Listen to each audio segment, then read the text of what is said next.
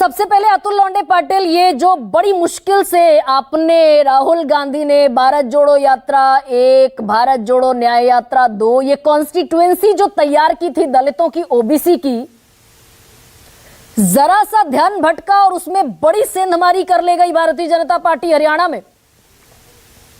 देखिए गरिमा जी, अहम मुद्दे पर आने से तो पहले कह दूं कि एक चाइना टाउन नाम की मूवी आई थी। हाँ। उस मूवी में जगीरा नाम का एक विलन था। वो 5 रिटायर्ड आर्मी अफसर्स से कहता है कि आप मुझसे लड़ने के लिए हिम्मत तो जुटा लोगे, हाँ। कमीनापन कहां से लाओगे। तो इसके आगे हमें ऐसा लगा था कि लोकसभा में सब फेयर हो रहा है, लेकिन हमें ऐसा लगा था, लेकिन अभी पता चल रहा है कि अभी हिम्मत भी जुटानी पड़ेगी और कमीनापन से भी लड़ना पड़ेगा। तंत्र की जो बात है वो आवाज थोड़ा अतुल लोंढे पाटिल की थोड़ी सी आवाज बढ़ाइए जरा। जहां तक तंत्र की बात है मैंने की तो मुझे इस सवाल का जवाब अभी तक नहीं मिला, ना किसी मीडिया में दिया। हाँ। कि कुछ बैटरियां 60 to 70% है, यानी 30 से 40% कंज्यूम हुई है। हाँ। और कुछ बैटरियां जहां 20 सीटों में गड़बड़ हुई है। हमारा जो कहना है हमने इलेक्शन कमीशन के पास रखा है और हमारी रणनीति भी तय हो रही है, उसमें 99% बैटरी जली ही नहीं है, 1% बैटरी जली। ऐसा कैसे? इसका जवाब इलेक्शन कमीशन तो देती नहीं है। इलेक्शन कमीशन भी बीजेपी की तरह बात करती है, इन्वेस्टिगेशन करने के बजाय कहती है कि हर बार कुछ न कुछ लेकर आते बिना सबूतों के। तो इससे बड़ा सबूत क्या हो सकता है? इस पर तो ये बात तो तय है। मैं इस पर अभी कोई बात इसलिए नहीं करूंगी क्योंकि आपने तमाम चीजें सुपुर्द कर दी चुनाव आयोग के। अब चुनाव आयोग आपको इनिशिएटिव लेकर बताएगा, लेकिन मैं आज डेटा लेकर बैठी हूं। ये CSDS लोक नीति का रेप्यूटेड सर्वे है, रेप्यूटेड डेटा है, और इसमें ओबीसी भी आपसे छिटका और दलित भी जो 68% था लोकसभा के चुनावों में आपके साथ एक मुश्त खड़ा हुआ था, आम आदमी पार्टी से गठबंधन किया था, वो भी छिटका है। देखिए, आपने रेप्यूटेड सर्वे जो है उसका रेपुटेशन हमने 2 बार देखा है 6 में। तो वो छोड़ दीजिए, आपका इनका जो डेटा है उसी पे बात कर लेते हैं। किसान तो सभी जाति में है, ओबीसी में है, नॉन ओबीसी में है, जाटों में है, नॉन जाटों में है, 36 बिरादरी में है। फिर वो 44% उसने हमें वोट किया और 35% उसने बीजेपी को वोट किया। गैर किसान भी सभी जाति में है, सवर्णों में है, ओबीसी में है, दलितों में है, सारे इसमें है। गैर किसान कहा ना, तो उसमें 38% कांग्रेस को मिला है, 41% बीजेपी को मिला है।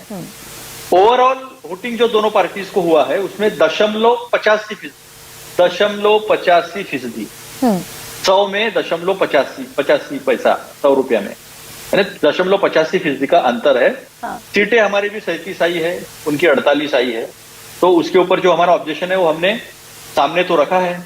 और किसी मीडिया ने ये बात नहीं दिखाई कि नायब सिंह सैनी ने, मुख्यमंत्री ने ये बात कही थी कि मैंने सारी व्यवस्था कर ली है। कहा, मैंने कल भी कहा अतुल जी, मैंने कल भी कहा, मैंने परसों भी कहा, और आज भी मैंने उनका आधा बयान पढ़ दिया।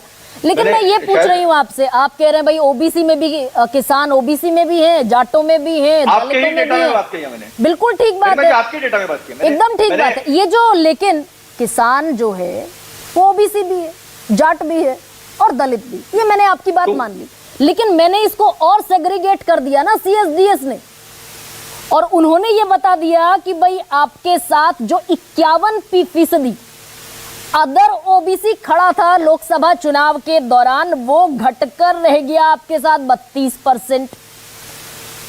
जो यादव थे वो आपसे 2.5 गुना ज्यादा बीजेपी के साथ चले गए। दलित आपके साथ 68% खड़ा था लोकसभा चुनाव में, वो घटकर रह गया 33%। मैंने आपको यही कहा कि ये घटकर वाली जो बात है, उस तब भी वो लोकसभा का भी आंकड़ा दीजिए कि किसान कितने थे और गैर किसान कितने थे, तो ये सेग्रीगेशन अपन ठीक इसके ऊपर चर्चा कर पाएंगे। अभी का डेटा दिया है आपने, लेकिन तब का किसान और गैर किसान का डेटा दिया नहीं है।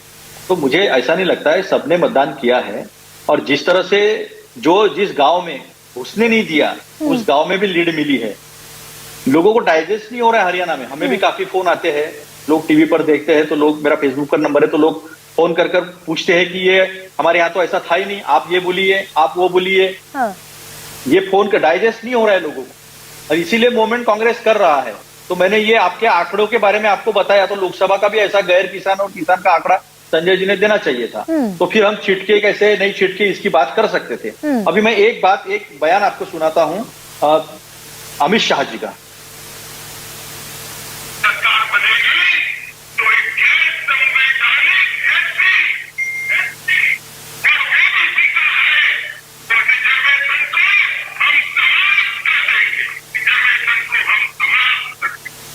भारतीय जनता पार्टी की सरकार अब बताइए मुझे, इन्होंने बार बार इस बात को कहा है कि फेक नैरेटिव है। 400 पार हमें सीटें किस लिए चाहिए? अनंत कुमार हेगड़े से लेकर लल्लू सिंह से लेकर अरुण गोविल से लेकर दिया मिर्जा ज्योति मिर्जा से लेकर सबने ये बात कही कि हमें संविधान बदलना है। इसके सारे वही हुआ ना अतुल लौंडे पाटिल, आप आंकड़ों को अपनी गोल गोल लफ्फाजी में खारिज कर दें। वही हुआ, आपने कहा आरक्षण खत्म कर देंगे, संविधान बदल देंगे। उन्होंने ओबीसी का आरक्षण 15% से बढ़ाकर 27% कर दिया हरियाणा में। उन्होंने ओबीसी की क्रीमी लेयर बढ़ाकर बीजेपी ने 6 लाख से 8 लाख कर दी। देखिए ये भाई काट ढूंढ ली ना भारतीय जनता पार्टी ने। ये सवाल पूछ रही हूँ आपसे। आप एक बात समझ लीजिए, क्रेडिबिलिटी जहां तक रिजर्वेशन की है, जहां तक क्रेडिबिलिटी संविधान की है, बीजेपी उसमें 0 है। एक 90 सीटों वाले राज्य में वो चुनाव जीत गए, इसका मतलब उन्होंने काट ढूंढ लिया, लोगों के मन में उन्होंने विश्वास पैदा कर लिया, ऐसा नहीं है। महाराष्ट्र बहुत अलग है, महाराष्ट्र चीजों को समझता है। ये चुनाव जिस तरह से उन्होंने वोट फॉर डेमोक्रेसी ये एक इंस्टीट्यूशन है, उन्होंने बताया कि 79 सीट से उन्होंने घपला किया है, इसका भी सामने आएगा पूरी तरह से। वो चल रहा है उसका पूरा स्टडी। अरे महाराष्ट्र चला गया तो जी, हरियाणा चला गया ना भाई। कुमारी शैलजा आखिर तक मुंह फुलाकर बैठी रही, चुनाव प्रचार नहीं किया, संदेश नहीं गया क्या दलित वोट बैंक? अरे भाई यहाँ पर भी गडकरी मुंह फुला के बैठे हैं। 2 बार देश के प्रधानमंत्री आए विदर्भ में और मराठवाड़ा में गए नहीं।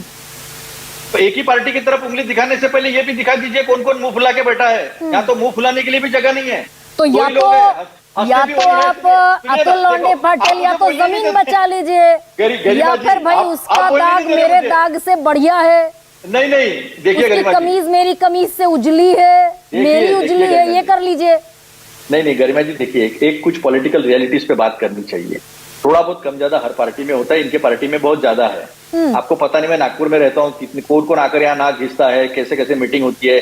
आज क्या मीटिंग हुई है आरएसएस के हेडक्वार्टर में, सारे लोगों के, हमारा और आरएसएस का, बीजेपी का और आरएसएस का कोई संबंध नहीं। ऐसी बातें करने वालों ने यहाँ पर आज क्या मीटिंग की है और विदर्भ के लिए क्या स्ट्रेटेजी बनाई है, सब हमें पता होता है। ऐसा कुछ नहीं कि हमें पता नहीं होता है, लेकिन चर्चा हमारी इसलिए ज्यादा होती है कि हमें कुछ पता ही नहीं चलता कि क्यों ऐसा होता है, क्यों उनकी चर्चा दोनों तरफ से होनी चाहिए ना।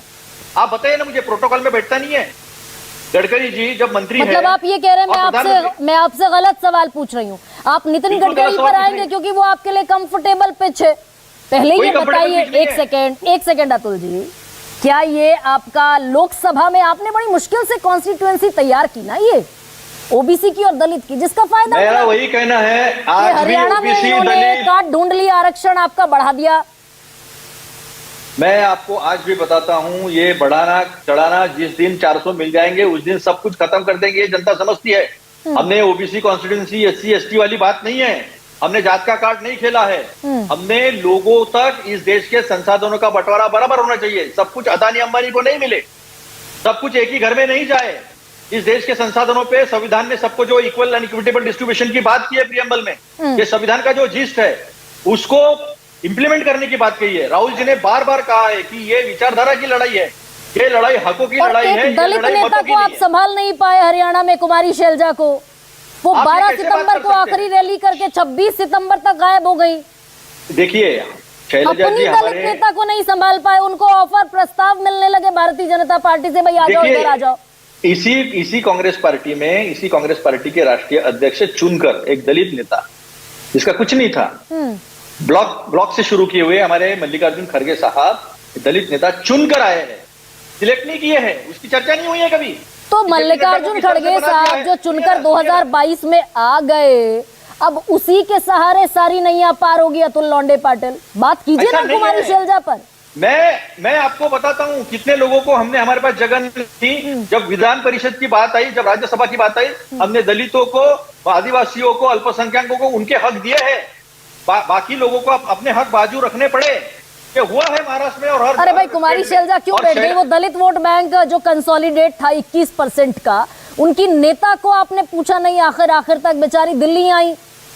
देखिए हमारी शिकवे नेता शिकायत लेकर सुनिए, शैलजा जी नेता हमारी केंद्रीय मंत्री रही है, कई बार एमपी रही है, हमारी हाँ। बड़ी नेता है। वो थोड़ा बहुत अनबन होती है, लेकिन वो शैलजा जी हमारे साथ थी। एक चर्चा चली थी कि बीजेपी के साथ चली जाएंगी, काफी सारी चर्चाएं बनी, लेकिन शैलजा जी ने दो टूक बता दिया कि मैं कांग्रेस हूँ, कांग्रेस में ही रहूंगी, क्योंकि हाँ। मेरे पिताजी ठीक झंडे में है, गए, मैं भी ठीक कांग्रेस है, के झंडे में लेकिन जो जाऊंगी। दलित ये क्यों आप बात 68% बताते हो? उस नहीं, ये अब गलत अतुल बात जी, है। जब सुनिए ना। गडकरी जी की बात आई तो बोले मेरे कमीज से तेरी कमीज सफेद कैसी, और जब शैलजा जी की बात आई और हमने सच बात बताई तो बोलते नहीं ये तो गलती है। ना मैं तो ये पूछ रही हूँ ये आपसे। ठीक सुनिए नहीं ना है अतुल जी, गरिमा जी, मुस्कुराते कोई हुए कॉन्स्टिट्यूंसी पूछ लेती हूँ चिटकी आज नहीं है। आपसे सवाल।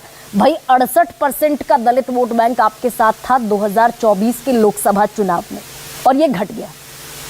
वो जो ये जो जो पहली है तब आपका सॉल्व होगी गरिमा जी, हाँ। ये पहली तब सॉल्व होगी हाँ। जब कुछ बैटरियां केवल 1% ही जली और कुछ बैटरियां 40% जली। जो बैटरियां 40% जली है ईवीएम की, उसमें हम जीते हैं, ठीक, और जो तो केवल अब 1% जीती है ईवीएम उसमें बीजेपी जीती है। अब ईवीएम पर मैं नहीं, EVM नहीं, को नहीं, डेविएट नहीं, नहीं नहीं, करूंगी, वो आएगा चुनाव नहीं, आयोग से। गरिमा जी मुझे एक बात बताइए, क्या वो अलग बैटरी थी, किसी अलग कंपनी की थी कि जो जिसमें बहुत पावर था, और क्या बाकी बैटरियां कम अलग कंपनी की थी जिसमें कम पावर था इसलिए 40% जल गई, और एक कुछ बैटरियां जो 20 सीटें ठीक, जीते हैं उस पर डिबेट करेंगे अतुल जी, आने दीजिए चुनाव आयोग तभी का। सॉल्व होगी ये पहली। चुनाव आयोग, इलेक्शन कमीशन ऑफ इंडिया कहे उस पर कुछ डिबेट करेंगे। उदय